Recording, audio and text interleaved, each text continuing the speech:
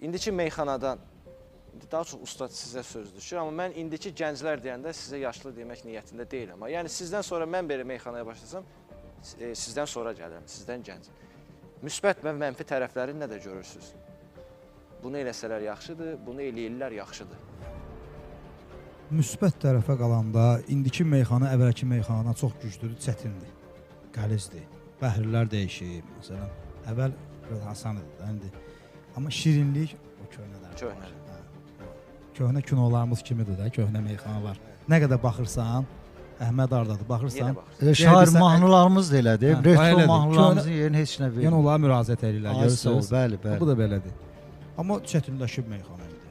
Biraz mehribançılıq olsun aralarında yaxşı olar.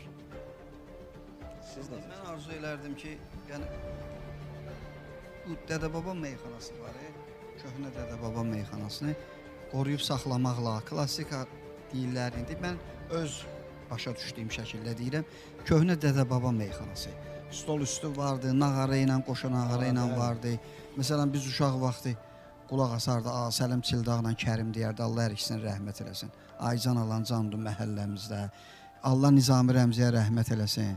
Məsələn, meyxanaları vardı onun. Sonra yadımdadır, bilmirəm yadıma gəlir, gəlmir. Mənim lap yadımdadır, piyano ilə bir zapis vardı, rəhmətlik demişdi. Bu sıçan seyri sıçan, basıbdır hər yeri sıçan. Biz ona necə həvəslə qulaq asardıq? Biz ona necə həvəslə qulaq asardıq?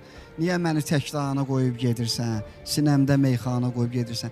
Adam qulaq asır, öz yerimə deyirəm, doymuram. İndi saxlayan saxlayır, qorunmayan qorumur. Amma mən elə gəl ki, köhnə Dədə-baba meyxanasını qorumaq lazımdır. Biz bir ağamıza nə demişik, eşitmirsən də. O vaxtları əntiqə çağ var idi, həyata tamam başqa maraq var idi. Əyyam o əyyam çağ əmən çağ idi. Atam da rəhmətli o vaxt sağ idi.